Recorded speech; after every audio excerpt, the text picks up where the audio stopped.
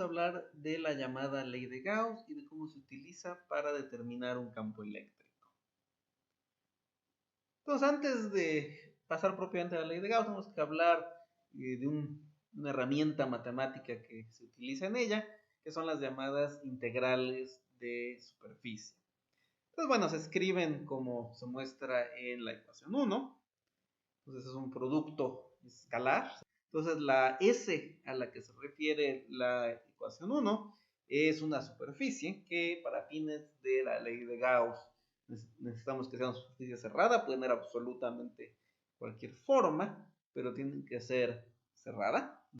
Y lo que se obtiene es una cantidad escalar, es decir, a partir de un campo vectorial, que aquí está representado como F vector, se obtiene una cantidad escalar. Puede ser positiva, negativa o cero. Y bueno, esa integral, digamos, como otras integrales, la podemos interpretar como el límite de una suma, en este caso de la suma de productos escalares, del campo vectorial en algún punto sobre una superficie, y un vector, aquí representado como delta S vector, y se suma sobre todas las partes de la superficie, que en la figura está ilustrado como cuadros en una superficie. Entonces cada cuadro sería cada término de esta sumatoria. Bueno, como se muestra en un ejemplo, pues hay un cuadro de área de S. Ahí se ve el valor del campo vectorial F en su centro, que es lo que está en rojo, y se muestra un vector normal unitario hacia afuera de la superficie, N, que está representado en azul. Entonces este delta S es igual a el área de un cuadro por este vector unitario normal hacia afuera. En otras palabras, delta S vector es un vector cuyo módulo delta S es el valor de esta superficie de un cuadro.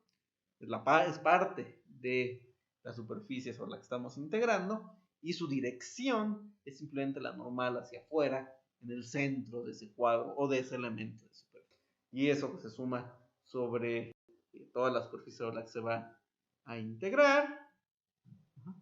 Y pues en cada parte de esa superficie, en cada elemento de superficie, el campo vectorial F tiene en general un valor distinto, y también el vector delta S en general tiene una dirección distinta. Entonces, pues la integral es simplemente cuando el elemento de área tiende a cero, o sea, cuando los cuadrados se van haciendo infinitesimalmente pequeños. Entonces, básicamente lo que quiere decir una integral de superficie. Entonces, la llamada ley de Gauss está dada aquí por la ecuación 2. Entonces, nos dice que si tomamos la integral de superficie del campo eléctrico sobre algún volumen cerrado, por la superficie de algún volumen cerrado, esto va a ser igual a la carga neta en el interior de dicho volumen entre epsilon 0. Si tenemos una distribución continua de carga, pues podemos integrar la densidad de carga sobre ese volumen. En otras palabras, el flujo neto de campo eléctrico, que es a lo que se refiere la integral de superficie, a través de una superficie cerrada es igual a la carga neta que integra en su interior entre epsilon 0, la permitividad del espacio libre. Pero bueno, como decía, eso puede ser cualquier superficie cerrada, puede tener cualquier forma arbitraria. Obviamente, pues tratamos de escoger, si vamos a resolver un problema utilizando la ley de Gauss, una superficie sobre la que sea fácil integrar. La carga neta, pues es la suma de todas las cargas al interior. Entonces es importante recalcar que es la carga neta. O sea, si hay una partícula con carga más Q y otra partícula con carga menos Q interior del volumen, pues la carga neta va a ser cero. Entonces un ejemplo muy sencillo es la ley de Coulomb. O sea, lo podemos derivar de la ley de Gauss. Históricamente no se dio así. La ley de Coulomb fue descubierta experimentalmente primero, pero podríamos derivarla a partir de la ley de Gauss. Entonces, bueno, si consideramos una carga puntual estacionaria, por simetría, el campo eléctrico tiene que ser radial, tiene que ser saliendo en todas direcciones de esa carga puntual o entrando. Y tiene que ser igual en todas direcciones, porque no hay nada que nos permita distinguir una dirección de otra, ¿no? Si la carga no se está moviendo, pues no hay nada que distinga una dirección de otra, ¿no? Es una carga puntual, no tiene una forma y es nada más una, ¿no? Entonces no hay nada que rompa esta simetría esférica. Entonces el campo eléctrico tiene que ser radial, tiene que ser tomando como nuestro origen la carga puntual misma, y tiene que tener una magnitud que dependa únicamente de esta distancia radial, que es lo que está representado en la ecuación 3. Entonces, bueno, aprovechamos esto para simplificar y realizar nuestra integral. Entonces vamos a tomar como nuestro volumen, recuerden que podemos tomar cualquier superficie cerrada arbitraria, una esfera centrada en la carga puntual. Entonces, digamos, en el término intermedio de la ecuación 4 es lo que se muestra, ¿no? Bueno, si tomamos una esfera así, pues un vector unitario normal hacia afuera de la superficie de esa esfera, pues simplemente es el vector unitario radial de coordenadas esféricas. Tenemos que también ese mismo vector aparece, de acuerdo con la ecuación 3, en el campo eléctrico. Tomar el producto escalar de un vector consigo mismo, si este vector es unitario, pues nos da simplemente 1. Entonces eso es lo que se muestra hasta la derecha de la ecuación 4. Esta integral de superficie es equivalente a integrar esta magnitud E escalar, que es función de R, sobre la superficie de la esfera. O sea, ya logramos reducir, digamos, una relación vectorial a una relación escalar. El siguiente paso es hacer propiedades integral. Y básicamente, bueno, como E es igual en todos los puntos de esa esfera, pues esta integral en realidad se reduce a la multiplicación de E de R por el área superficial de una esfera de radio R, ¿no? Y eso es nada más 4pi R al cuadrado por E de R. Entonces, si esto lo sustituimos en la ley de Gauss, pues tenemos, bueno, el lado izquierdo de la ley de Gauss, que es esta integral de superficie, es 4pi R cuadrado por esta función escalar de R, y eso es igual a Q entre epsilon 0. Entonces podemos con un despeje encontrar el E de R. Y esto es exactamente la ley de Coulomb. O sea, lo único que hicimos fue usar ley de Gauss y aprovechar las simetrías del problema. Entonces aquí era muy importante darse cuenta que el problema tiene simetría esférica, ¿no? El campo eléctrico tiene que ser radial y tiene que tener una magnitud que únicamente dependa de la distancia radial, y luego pues es aprovechar estas mismas simetrías al hacer la integral de superficie y hacer un despeje. Entonces los pasos críticos pues son en realidad aprovechar la simetría, darnos cuenta de la simetría y poder aprovecharla. Y en realidad pues, el problema es relativamente sencillo en sentido que básicamente puede hacer álgebra y usar la fórmula de la superficie de una esfera. No tuvimos que hacer cálculo muy complicado, no realmente, ¿no? Porque le dimos la vuelta aprovechando simetrías.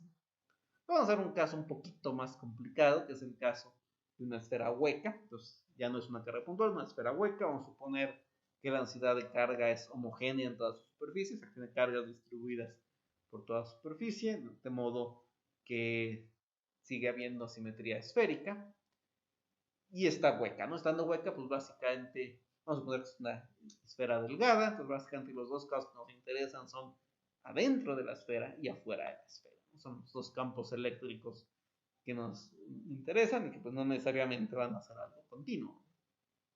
Entonces tenemos una carga total Q. Entonces, si aplicamos los mismos argumentos que ya usamos para la ley de Coulomb al exterior de la esfera, aprovechar la simetría esférica, etc., vamos a obtener exactamente el mismo resultado. Entonces afuera de esta esfera, el campo eléctrico es el mismo que tendríamos para una carga puntual. De hecho, de manera más general, si tenemos una distribución de cargas con simetría esférica fuera de esta distribución, se va a obedecer la ley de Coulomb, igual que si fuera una carga puntual. Entonces, por ejemplo, si tuviera una esfera no hueca, ¿no? Sino algún material aislante que tuviera alguna distribución de cargas en su interior, pero conservara la simetría esférica, podría ser algo como una cebolla, ¿no? Suponiendo que cada capa tuviera una densidad de carga uniforme, pues afuera de esta cebolla se obedecería básicamente la ley de Coulomb. Entonces, la ley de Coulomb no es solamente para cargas puntuales, es lo que nos está diciendo esto. O si tuviéramos varias esferas huecas y las pusiéramos de manera concéntrica, ese tipo de situaciones, vaya, siempre cuando se conserve una simetría esférica, afuera de la distribución de cargas o del objeto cargado, vamos a tener básicamente la ley de Coulomb. Adentro es otra historia y es el caso que vamos a resolver ahora. Ok, dentro de la esfera, cualquier superficie cerrada que escojamos va a tener una carga neta de cero, ¿no? Porque la esfera está hueca, ¿no? No hay una distribución en cargas más que en el cascarón, ¿no? No hay en el interior. Por lo tanto, el lado derecho de la ley de Gauss es simplemente cero. Entonces, esta integral nos debe dar cero. Entonces, si escogemos una esfera concéntrica al interior de esta esfera hueca, como nuestra superficie cerrada sobre la cual vamos a integrar, entonces tenemos 4πr cuadrado por la magnitud del campo eléctrico, va a ser cero, ¿no? Porque la carga eléctrica neta contenida es de cero. Entonces, por lo tanto, al interior de la esfera, el campo eléctrico es de cero. Esto, pues, no es obvio, vaya, no es obvio porque podría haber un campo eléctrico causado por estar rodeado de algo cargado, ¿no? Pero lo que nos muestra esto aquí es que no es el caso, ¿no? Que en esta esfera, en su interior, el campo eléctrico es cero, o sea, y hay una discontinuidad ahí, ¿no? O sea, afuera aplicaría la ley de Coulomb, adentro el campo eléctrico es idénticamente cero. Bueno, resumiendo un poquito lo que estuvimos haciendo, la ley de Gauss es muy general, pero para poder utilizarla, bueno, primero en general es tratar de identificar en base a simetrías cómo es el campo eléctrico cualitativamente y sobre todo en qué dirección, ¿no? En estos dos ejemplos, la partícula puntual y la esfera hueca, fue crucial utilizar la simetría, ¿no? Darnos cuenta que es un problema con simetría esférica. Pues lo primero que tenemos que hacer es buscar si el problema tiene alguna simetría que podamos aprovechar para encontrar la dirección del campo eléctrico. Idealmente lo que queremos es una superficie cerrada, tal que el campo eléctrico siempre sea o tangencial, es decir, que sea a lo largo de la superficie y por lo tanto no contribuya a la integral de superficie, porque tendremos un escalar ahí de cero, con la normal, o bien que sea normal a la superficie, en cuyo caso pues esa integral de superficie se simplifica. Entonces queremos idealmente encontrar una superficie que siempre el campo eléctrico sea o tangencial o normal. O sea, puede ser por ejemplo un cilindro y que en las tapas sea, por ejemplo, tangencial y en la parte curva sea normal, etc. Pero idealmente lo que era una superficie que siempre sea o tangencial o normal, ¿no?